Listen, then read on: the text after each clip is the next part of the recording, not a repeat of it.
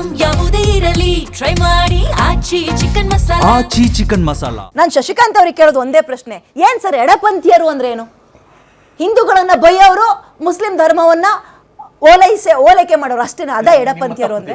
ಅಲ್ಲಲ್ಲ, ಹಂಗಂದ್ರೆ ಏನು ಅಂತ ಹೋಗಿ ಬಂದು ನಾನೊಂದು ಪ್ರಶ್ನೆ ಕೇಳ್ತೀನಿ, ನೀವು ಉತ್ತರ ಬರೀ ಒಂದೇ ವಾದವಲ್ಲಿ ಕೊಡ್ತೀರಿ. ನನ್ಗೆ ಅದಕ್ಕೆ ಲೆಫ್ಟಿಸ್ಟ್ ಗಳಂದ್ರೆ ಏನು, ಯಾರ ಪರವಾಗಿ ಅವ್ರ ಚಿಂತನೆ ಏನಾಗಿದೆ? ಅವರು ಜನಪರವಾಗಿರ್ತಕ್ಕಂಥವ್ರು ಎಡಪಂಥೀಯರು, ಜೀವ ಪರವಾಗಿರ್ತಕ್ಕಂಥವ್ರು ಎಡಪಂಥೀಯರು, ಈ ಧರ್ಮದ ಹೇರಿಕೆಯನ್ನ ವಿರೋಧಿಸುವವರು ಧರ್ಮವನ್ನಲ್ಲ, ದೇವರ ಹೇರಿಕೆಯನ್ನು ವಿರೋಧಿಸುವವರು ದೇವರನ್ನಲ್ಲ.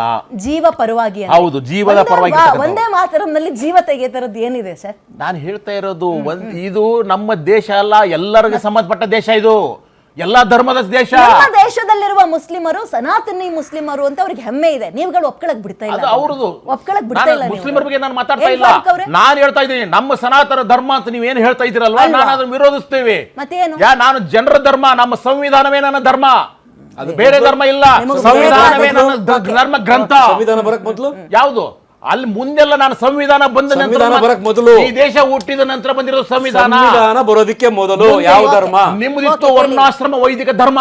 ಅರ್ಥ ಆಯ್ತಾ? ಹೌದು, ವರ್ಣಾಶ್ರಮ ವೈದಿಕ ಧರ್ಮ ಇದೆಯಲ್ಲ, ಅಸಮಾನತೆ ಸಾರುವ ಧರ್ಮ ಇತ್ತಲ್ವಾ, ಹೆಣ್ಮಕ್ಕಳನ್ನ ಸ್ವತಂತ್ರ ಅರ್ಹತೆ ಧರ್ಮ ಇತ್ತಲ್ಲ ನಿಮ್ದು.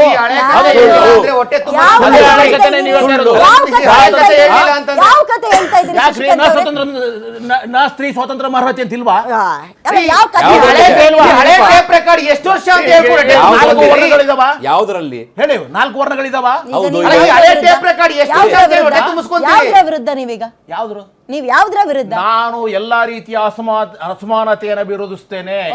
ಆಯ್ತಾಯ್ತಾ? ಅದು ಯಾವ ಪರಂಪರೆ ಇರಲಿ, ಅಸಮಾನತೆ ಇದೆಯಾ?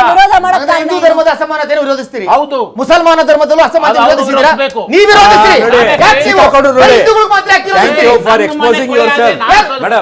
ಕ್ಲೀನ್ ಮಾಡ್ತೀನಿ.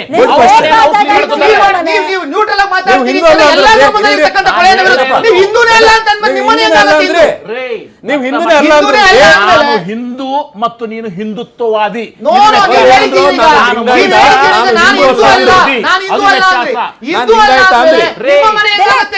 ನಿಮ್ಮ ಕಲ್ಪನೆ ಹಿಂದೂ ನಾನಲ್ಲ, ನಿಮ್ಮ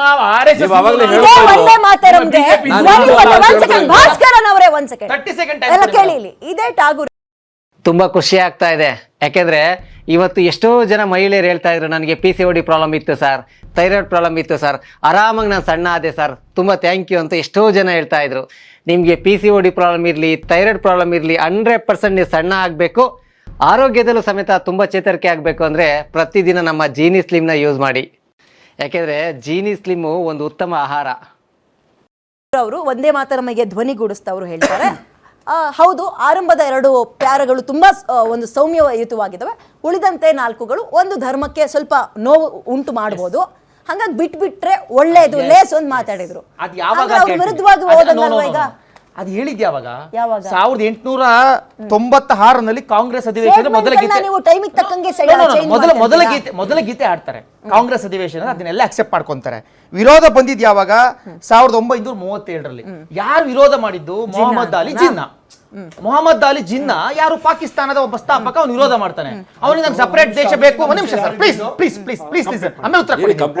ಮೊಹಮ್ಮದ್ ಅಲಿ ಜಿನ್ನಾ ವಿರೋಧ ಮಾಡ್ತಾನೆ, ನನ್ನ ಧರ್ಮಕ್ಕೆ ಒಂದು ನಿಮಿಷ ಸರ್ ಕೇಳಿಸ್ಕೊಳ್ಳಿ ಸರ್, ನಮ್ಮ ಭಾವನೆಗೆ ಧಕ್ಕೆ ಆಗ್ತಾ ಇದೆ, ನಾವು ಒಂದು ಪಾಕಿಸ್ತಾನದ ಒಂದು ದೊಡ್ಡ ಒಂದು ಸಮುದಾಯ ಇದ್ದೀವಿ ಅಂತೇಳಿ ಅವನು ದೇಶದ ಪರವಾಗಿ ಮಾತನಾಡ್ತಾನೆ. ಸೊ ಅದಾದ್ಮೇಲೆ ದೇಶ ವಿಭಜನೆ ಆಗುತ್ತೆ. ದೇಶ ವಿಭಜನೆ ಆದಾದ್ಮೇಲೂ ಸಹ 1950 ಜನವರಿ 24ನೇ ತಾರೀಕು ಕಾನ್ಸ್ಟಿಟ್ಯೂಟ್ ಅಸೆಂಬ್ಲಿ ಫೈನಲ್ ಸಿಟ್ಟಿಂಗ್ ನಲ್ಲಿ ರಾಜೇಂದ್ರ ಪ್ರಸಾದ್ ಅವರು ಸಭಾಧ್ಯಕ್ಷರಿರ್ತಾರೆ, ಡಾಕ್ಟರ್ ಅಂಬೇಡ್ಕರ್ ಅವರು ಇರ್ತಾರೆ, ನೆಹರು ಇರ್ತಾರೆ, ಪಟೇಲ್ ಇರ್ತಾರೆ, ಮೌಲಾನಾ ಅಬ್ದುಲ್ ಕಲಾಂ ಆಜಾದ್ ಇರ್ತಾರೆ. ಸೊ ಇವರೆಲ್ಲರೂ ಸೇರಿ ತೀರ್ಮಾನ ತೆಗೆದುಕೊಂಡಿದ್ದು ಒಂದು ನ್ಯಾಷನಲ್ ಆಂಥಮ್, ಇನ್ನೊಂದು ನ್ಯಾಷನಲ್ ಸಾಂಗ್, ಎರಡಕ್ಕೂ ಈಕ್ವಲ್ ಗೌರವವನ್ನ ಕೊಡಬೇಕು, ಸಮಾನವಾದ ಗೌರವವನ್ನ ಕೊಡಬೇಕು ಅಂತ ತೀರ್ಮಾನ ತೆಗೆದುಕೊಂಡಿದ್ದು. ಅರೆ, ಸಮಾನವಾದ ಗೌರವವನ್ನ ಕೊಡಬೇಕು ಅಂತಂದ್ರೆ ಇವ್ರು ಅದನ್ನ ಯಾಕೆ ವಿರೋಧಿಸ್ತಾ ಇದ್ದಾರೆ? ಇವ್ರು ಹೇಳ್ಬೋದು ಯಾರು ವಿರೋಧಿಸ್ತಾ ಇದ್ದಾರೆ ಅಂತ. ವಿರೋಧಿಸಿರ್ತಕ್ಕಂಥವ್ರ ಲಿಸ್ಟು ನಾನು ಕೊಡ್ತೀನಿ. ಇದೇ ಸಿದ್ದರಾಮಯ್ಯನವರು ಏನ್ ಹೇಳ್ತಾರೆ ಈ ವಿಚಾರವಾಗಿ? ತುಂಬಾ ಬಾರಿ ಮಾತಾಡಿದ್ದಾರೆ ಸಿದ್ದರಾಮಯ್ಯವರು. 2022ನೇ ಇಸ್ವಿನಲ್ಲಿ ಕಾಂಗ್ರೆಸ್ ಕಚೇರಿನಲ್ಲಿ ಗೀತೆ ಒಂದೇ ಮಾತ್ರ ಹೇಳ್ಬೇಕಾದ್ರೆ, ಆ ಹಾಡು ಹೇಳ್ಬೇಕಾದ್ರೆ ಹಾಡನ್ನು ಹೇಳ್ಬೇಡಿ ಅಂತ ನಿಲ್ಲಿಸ್ತಾರೆ. ಇದೇ ಕೆ.ಸಿ. ವೇಣುಗೋಪಾಲ್ ಅವರು ಅದನ್ನ ನಿಲ್ಲಿಸ್ತಾರೆ. ಇದೇ ಸೌದ್ ಹಲೀಂ ರವರು ಬಿಹಾರ ವಿಧಾನಸಭೆಯಲ್ಲಿ ಅದ್ರ ವಿರುದ್ಧವಾಗಿ ಮಾತನಾಡ್ತಾರೆ. ಅದು ಹೋಗ್ಲಿ ಮೇಡಮ್, 2006ನೇ ಇಸ್ವಿನಲ್ಲಿ ನೋಡಿ, ಇದೊಂದು ಕೇಳಿಸ್ಕೊಳ್ಳೇಬೇಕು ನೀವು.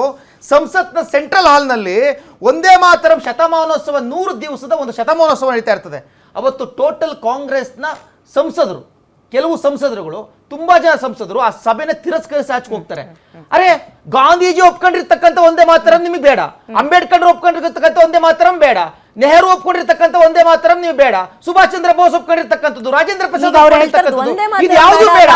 ತೆಗೆದಾಕಿರೋ ಪ್ಯಾರಗಳನ್ನು ಬಿಟ್ಬಿಡಿ. ತೆಗೆದಾಕಿರೋ ಪ್ಯಾರಗಳನ್ನೇ ಅಕ್ಸೆಪ್ಟ್ ಮಾಡಿರ್ತಕ್ಕಂಥದ್ದು. ಪ್ರಶ್ನೆ ಏನ್ ಬರುತ್ತೆ ಗೊತ್ತಾ, ಹೆಣ್ಮಕ್ಳ ವಿರೋಧಿಯ ಮುಸ್ಲಿಂ ಧರ್ಮದವರು ಕಾನ್ಸ್ಟಿಟ್ಯೂಟ್ ಅಸೆಂಬ್ಲಿನಲ್ಲಿ ತೆಗೆದಾಕಿರ್ತಕ್ಕಂಥ ಪ್ಯಾರನೇ ಅಕ್ಸೆಪ್ಟ್ ಮಾಡಿರೋದು. ನಿಮ್ಮ ಒಂದು ಧರ್ಮ ಅಥವಾ ಪೂಜೆ ಮಾಡುವ ಪೂಜೆ ಅಲ್ಲ, ನೀವೇನೋ ಒಂದು ನಡ್ಕೊಳ್ತೀರಿ, ಆ ದೇವರನ್ನ ಬಿಟ್ಟು ಇನ್ಯಾರು ನಾವು ಒಪ್ಕೊಳ್ಳಲ್ಲ ಅನ್ನೋರು ನಾಡಗೀತೆಯನ್ನು ವಿರೋಧ ಮಾಡ್ಬೇಕಾಗತ್ತೆ. ನಾಡಗೀತೆಯನ್ನು ಒಪ್ಕೊಳ್ತೀವಿ ನಾವು, ಒಂದೇ ಮಾತರಂನಲ್ಲಿರುವ ದುರ್ಗೆನ, ಕಮಲನ, ಲಕ್ಷ್ಮಿನ ಒಪ್ಕೊಳ್ಳಲ್ಲ ಅಂದ್ರೆ ಹೆಣ್ಮಕ್ಳು ವಿರೋಧಿನ ಅಂತ ಪ್ರಶ್ನೆ ಬರುತ್ತೆ ಅಲ್ವಾ? ನಿಮ್ಗೆ ಗೊತ್ತಾ ಮೇಡಮ್, ನಮ್ಮ ಮುಸಲ್ಮಾನ್ ಧರ್ಮದಲ್ಲಿ, ಇಸ್ಲಾಂ ಧರ್ಮದಲ್ಲಿ ಹೆಣ್ಮಕ್ಳಿಗೆ ಕೊಡುವಷ್ಟು ರೆಸ್ಪೆಕ್ಟು ಹೆಣ್ಮಕ್ಳಿಗೆ ಅಂದರೆ ಪ್ರತಿಯೊಂದು ಧರ್ಮದಲ್ಲೂ ಕೊಡ್ತಾರೆ. ನಾನು ಹೇಳ್ತಾ ಇಲ್ಲ, ಪ್ರತಿಯೊಂದು ಧರ್ಮದಲ್ಲೂ ಸಿಗುತ್ತೆ, ನಮ್ಮ ಹಿಂದೂ ಧರ್ಮದಲ್ಲೂ ಸಿಗುತ್ತೆ, ಪ್ರತಿಯೊಂದರಲ್ಲೂ ಸಿಗುತ್ತೆ.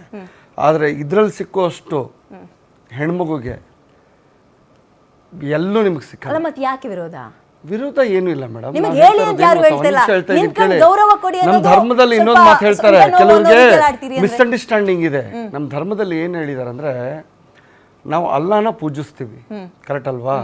ಅಲ್ಲಾ ಬಿಟ್ರೆ ಬೇರೆ ಯಾರು ಇಲ್ಲ ಅಂತ ನಾವು ಹೇಳ್ತೀವಿ. ಆದ್ರೆ ನಾವು ಒಂದ್ ನಿಮಿಷ ಕೇಳಿ, ಅದನ್ನೇ ಹೇಳ್ತಾ ಇರೋದು ಅಲ್ಲಾನ ಬಿಟ್ರೆ ಬೇರೆ ಯಾರು ಇಲ್ಲ ಅಂತ ಹೇಳಿದಾದ್ಮೇಲೆ ನಾವು ಯಾರು ಮುಸಲ್ಮಾನರಿಗೆ ಮಾತ್ರ ಅದು, ಅಂದ್ರೆ ನಮ್ಮ ಧರ್ಮಕ್ಕೆ, ನಮ್ಮ ಮನೆಯೊಳಗಿರೋರ್ಗೆ ಮಾತ್ರ. ನನ್ನ ಮನೆಯಿಂದ ಹೊರಗೆ ಬಂದಾಗ ಪಕ್ಕದಲ್ಲಿ ಭಾಸ್ಕರ್ ಅವರು ಇದ್ದಾರೆ ನನ್ನ ಮನೆಯಲ್ಲಿ, ಅವ್ರು ಪೂಜೆ ಮಾಡ್ತಾರೆ. ಅವ್ರಿಗೆ ನಾನು ಬಂದು ವಿರುದ್ಧವಾಗಿ ನಾನು ಮಾತಾಡಂಗಿಲ್ಲ. ನೀವ್ ಯಾಕೆ ಪೂಜೆ ಮಾಡ್ತಾ ಇದ್ದೀರಾ ಅಂತ ನಾನು ಕೇಳಂಗಿಲ್ಲ. ನೀವ್ ಯಾಕೆ ಮಾಡಂಗಿಲ್ಲ ಅಂತ ನಾನು ಕೇಳಂಗಿಲ್ಲ. ಕೇಳಕ್ಕೆ ಹೇಳಕ್ಕೆ ರೆಡಿ ಇರ್ತೀರಿ. ಒಂದೇ ಮಾತರಂನಲ್ಲಿ ಬಂದಿರೋ ಲಕ್ಷ್ಮಿನ ಒಪ್ಕೊಳಕ್ ರೆಡಿ ಇಲ್ಲ, ಕಮಲನೋ ಪದಗಳನ್ನು ಒಪ್ಕೊಳಕ್ ಬರಲ್ಲ, ದುರ್ಗೆ ಅಂದ್ರೆ ನಾವು ತಿರಸ್ಕಾರ ಮಾಡ್ತೀವಿ ಅಂದ್ರೆ ಯಾಕೆ ಈ ಭೇದ ಭಾವ? ಹೆಣ್ಮಕ್ಳ ಹೆಸರು ಮೇಲೆ ಹೇಳಕ್ಕೆ ನಿಮ್ಗೆ ಕಷ್ಟನಾ? ತಿರಸ್ಕಾರ ಮಾಡಿದ್ರು ಅಂತ ದಿಲೀಪ್ ಒಂದ್ ಸೆಕೆಂಡ್, ಹೇರಿಕೆ ಆದ್ರೇನು ರೀ? ಶಶಿಕಾಂತ್ ಅವ್ರು ಎದ್ ನಿಂತ್ಕೊಳ್ರಿ, ನೀವು ಹೇಳಲೇಬೇಕು ಕಣ್ರಿ. ಹೇರಿಕೆ ಹಾಡ್ಬೇಕಾದ್ರೆ ನಿಂತ್ಕೊಳ್ಳಿ ಅನ್ನೋದು ಹೇರಿಕೆ, ಗೌರವ. ಅದು ಒಂದೇ ಮಾತರಂ ಅಂತ ಹೇಳ್ಕೊಂಡು ದೇಶಕ್ಕೆ ಸ್ವಾತಂತ್ರ್ಯ ತಂದಿರೋ ಸ್ಲೋಗನ್ಗೆ ನಾನು ನಿಂತ್ಕೊಳ್ಳಲ್ಲ, ಗೌರವ ಕೊಡಲ್ಲ, ಅದು ಹೇರಿಕೆ ಅಂದ್ರೆ ಹೆಂಗ್ ಸರ್? ಅದು ಈಗ ನೀವು ಎದ್ದು ನಿಂತ್ಕೊಂಡು ಗೌರವ ಕೊಡದಿದ್ರೆ 3 ವರ್ಷ ಪನಿಷ್ಮೆಂಟ್. ತಪ್ಪೇನಿದೆ ಅದರಲ್ಲಿ? ಇದು ಹೇರಿಕೆ. ತಪ್ಪೇನಿದೆ? ನನಗೆ ಇಷ್ಟ ಇದೆ, ನಾನು ಹೇಳ್ತೀನಿ. ಅಂಬೇಡ್ಕರ್ ಅವರ ಕಾನ್ಸ್ಟಿಟ್ಯೂಟ್ ಅಸೆಂಬ್ಲಿನಲ್ಲಿ ಪಾಸ್ ಆಗಿರ್ತಕ್ಕಂಥದ್ದು ಇದು.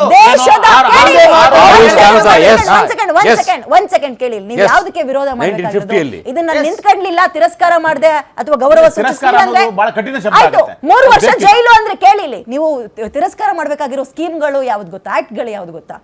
ಭಾಷಣ ಮಾಡಿದ್ರೆ ಸಾಕು ಲಾಕ್ ಮಾಡ್ತೀನಿ, ಒಂದೇ ಧರ್ಮದಲ್ಲಿ ಟಾರ್ಗೆಟ್ ಮಾಡ್ತೀನಿ ಅಂತ ರಾಜ್ಯದಲ್ಲಿ ಬರುತ್ತಲ್ಲ. ದ್ವೇಷ ಭಾಷಣ ಅಲ್ಲ, ಭಾಷಣವನ್ನ ದ್ವೇಷ ಭಾಷಣ ಅಂತ ತಿರ್ಚೋದು ಎಷ್ಟೊತ್ತು ಅಧಿಕಾರ ಇರೋರ್ ಕೈಲಿ? ಎಷ್ಟೊತ್ತು ಸರ್ ದ್ವೇಷ ಭಾಷಣ ಇದೆಯಲ್ಲ, ಅದಕ್ಕೆ ನೀವು ತುಟಿಕ್ ಪಿಟಿಕ್ ಅನ್ನಲ್ಲ. ಹಾಗೆ ನೀವು ಕಾಂಗ್ರೆಸ್ ವಕ್ತಾರ ರೀತಿಯಲ್ಲೇ ಕಾಣಿಸ್ತೀರಿ. ಕಾಂಗ್ರೆಸ್ ಪ್ರಶ್ನೆ ಕೇಳಿದ್ರೆ ರೀ ನಾನೇನ್ ಕಾಂಗ್ರೆಸ್ ವಕ್ತಾರ ಅಲ್ಲ ರೀ, ಲೆಫ್ಟಿಸ್ಟ್ ಅಂತೀರಿ. ಹೆಂಗೆ ಸರ್? ನಾನು ವೆಲ್ಕಮ್ ಮಾಡ್ಕೊಂಡಿದ್ದೆ.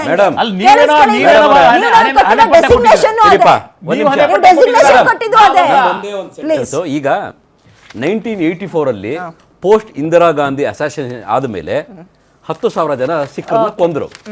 ನಾನೆಲ್ಲೋ ಒಂದು ಮೀಟಿಂಗ್ ಅಲ್ಲಿ ನಿಂತ್ಕೊಂಡು 10,000 ಜನನ ಕಾಂಗ್ರೆಸ್ ಕಾರ್ಯಕರ್ತರು ಕೊಂದ್ರು ಅಂತ ಹೇಳ್ತೀನಿ. ಅದು ದ್ವೇಷ ಭಾಷಣನ? ಫ್ಯಾಕ್ಟ್ ಅದು ಹೇಳಿ. ದ್ವೇಷ ಭಾಷಣ ಅದು? ಹೌದು ಹೌದು, ಅದು ತಪ್ಪೇ. ಅದನ್ನ ನಾವು ಸಮರ್ಥನೆ ಮಾಡಲ್ಲ. ಕಾರ್ಯಕ್ರಮ ಮುಗಿಸುವಂತಹ ಸಮಯ. Thank you so much. ಇಷ್ಟೊತ್ತು ಕಾರ್ಯಕ್ರಮದಲ್ಲಿ 5 ಜನ ಭಾಗಿಯಾಗಿದ್ದಕ್ಕೆ. ಒಂದೇ ಮಾತರಂನಲ್ಲಿ ಇರುವ ಆರಂಭಿಕ 2 ಪ್ಯಾರಗಳನ್ನ ಬಿಟ್ಟು ಉಳಿದಂತೆ 4 ಪ್ಯಾರಗಳನ್ನು ಅದ್ರ ಜೊತೆಗೆ ಸೇರಿಸ್ತೀವಿ ಅಂತ ಮೋದಿ ಸರ್ಕಾರ ಹೇಳ್ತಾ ಇದೆ. ಬಟ್ ಮೋದಿ ಇತಿಹಾಸವನ್ನೇ ತಿರುಚುವಂತಹ ದುಷ್ಟ ಅಂತ ಕಾಂಗ್ರೆಸ್ ಆರೋಪ ಮಾಡ್ತಾ ಇದೆ. ಬಟ್ ಇಲ್ಲಿಗೆ ಬಂದು ಅವರಿಗೆ ಅದನ್ನ ಸಮರ್ಥನೆ ಮಾಡ್ಕೊಳ್ಳುವ ತಾಕತ್ತಿಲ್ಲ. ಕಾಂಗ್ರೆಸ್ನವ್ರಿಗೆ ಅದೇ ಪದವನ್ನು ಹೇಳಬೇಕು. ಇದರ ನಡುವೆ ಏನಾಗುತ್ತೆ ಮುಂದಿನ ದಿನಗಳಲ್ಲಿ ಕಾದು ನೋಡೋಣ ಅಂತ ಹೇಳ್ತಾ, ನೋಡ್ತಾ ಇರಿ ಗ್ಯಾರಂಟಿ ನ್ಯೂಸ್, ಸುದ್ದಿ ಖಚಿತ, ನ್ಯಾಯ ನಿಶ್ಚಿತ. Thank you.